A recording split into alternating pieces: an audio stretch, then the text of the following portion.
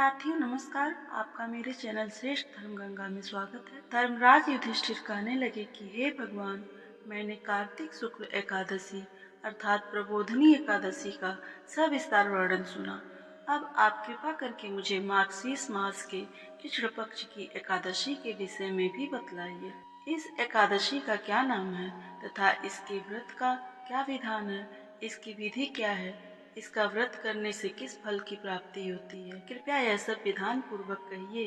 भगवान श्री कृष्ण बोले, मार्गशीर्ष माह के कृष्ण पक्ष में आने वाली इस एकादशी को उत्पन्ना एकादशी कहा जाता है। यह व्रत शंखोद्वार तीर्थ में स्नान करके भगवान के दर्शन करने से जो फल प्राप्त होता है उसके बराबर पुण्य मिलता है। व्रत करने वाले भक्त को चोर, पाखंडी, परस्त्रीगामी, निंदक, मिथ्यावादी तथा किसी प्रकार के पापी से बात नहीं करनी चाहिए। इसका महात्म्य मैं तुमसे कहता हूँ, ध्यान पूर्वक सुनो।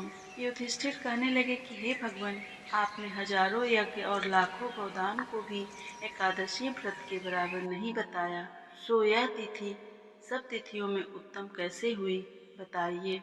भगवान कहने लगे, हे युधिष्ठिर, सतयुग में मूर नाम का दैत्य उत्पन्न हुआ।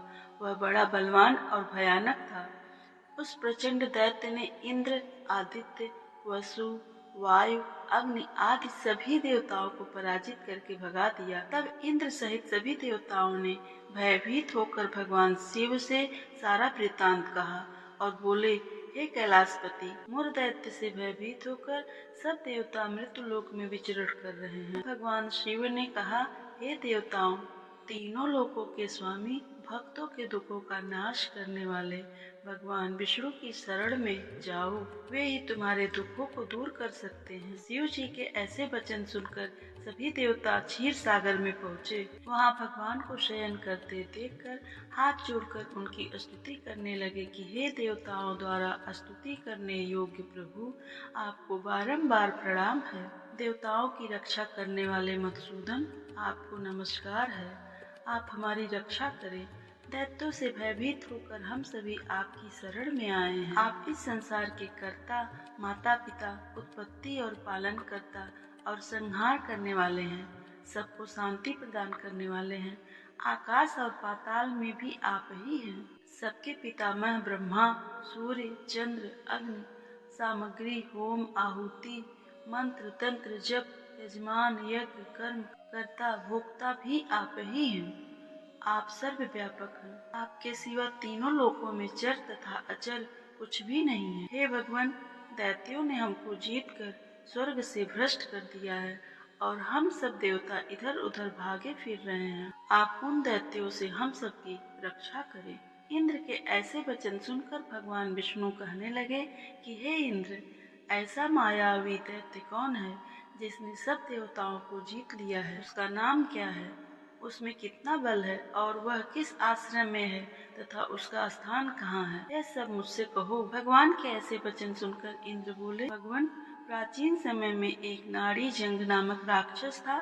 उसको महापराक्रमी और लोक विख्यात मूर नाम का एक पुत्र हुआ। उसकी चंद्रावती नाम की नगरी है। उसी ने सब देवताओं को स्वर्ग से निकालकर वहाँ अपना अधिकार जमा लिया है। उसने इंद्र, अग्नि, वरुण, यम, वायु, ईश, चंद्रमा आदि सबके स्थान पर अधिकार कर लिया है। सूर्य बनकर स्वयं ही प्रकाश करता है, स्वयं ही मेघ बन बैठा है और सबसे अजेय है।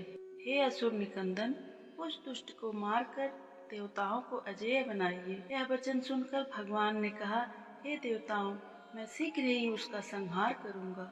तुम चंद्रावती नगरी जाओ। इस प्रकार कहकर भगवान सहित सभी देवताओं ने चंद्रावती नगरी की ओर प्रस्थान किया। उस समय जब दैत्य मूर सेना सहित युद्ध भूमि में गरज रहा था, उसकी भयानक गर्जना सुनकर सभी देवता भय के मारे चारों दिशाओं में भागने लगे। जब भगवान स्वयं रणभूमि में आए तो दैत्य उन पर भी अस्त्र शस्त्र आयुध लेकर दौड़ पड़े। भगवान ने उन्हें सर्प के समान अपने बाणों से बेध डाला। बहुत से दैत्य मारे गए, केवल मूर बचा रहा। वह अविचल भाव से भगवान के साथ युद्ध करता रहा। भगवान जो भी तीक्ष्ण बाण चलाते वह उसके लिए पुष्प के समान था। उसके शरीर छिन्न भिन्न हो गए, किंतु वह लगातार युद्ध करता रहा। भगवान और मूर दोनों के बीच मल्ल युद्ध भी हुआ। 10,000 वर्ष तक उनका युद्ध चलता रहा, किंतु मोर नहीं हारा। थककर भगवान बद्रिका आश्रम चले गए। वहाँ हेमवती नामक सुंदर गुफा थी। उसमें विश्राम करने के लिए भगवान उसके अंदर प्रवेश कर गए। यह गुफा 12 योजन लंबी थी और उसका एक ही द्वार था। विष्णु भगवान वहाँ योग निद्रा की गोद में सो गए। मोर भी पीछे पीछे आ गया और भगवान को सोया देखकर मारने के लिए उद्यत हुआ।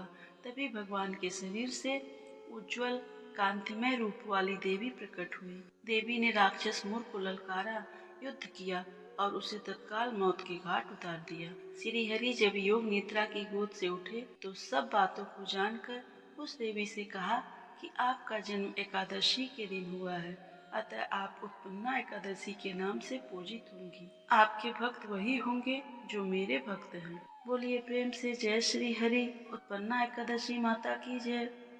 साथियों, आशा करती हूँ कि आपको मेरी यह कथा अच्छी लगी होगी। ऐसी ही सुंदर कथाओं का श्रवण करने के लिए जुड़े रहें श्रेष्ठ धर्मगंगा से। धन्यवाद।